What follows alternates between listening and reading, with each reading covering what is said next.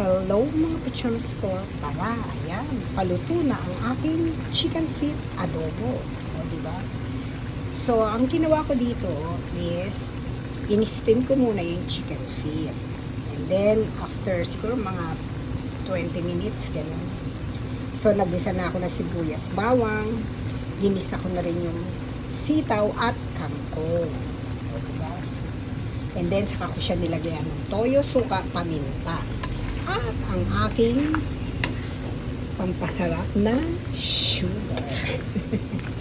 Ayan. So, diba? Kasi yung sitaw, pwedeng adobo. Yung kangkong, pwedeng adobo. Di, pagsama-samahin na lang natin. Diba? Yan. Bali, luto na siya. Pinapaubos ko lang yung sabaw. Diba? Mas masarap pag medyo malagkit siya. So, tikman natin.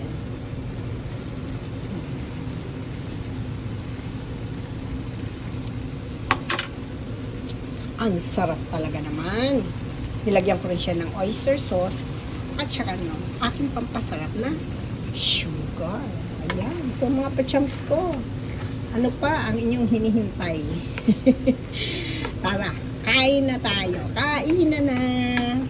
Ayan. Ang aking chicken feet adobo with veggies.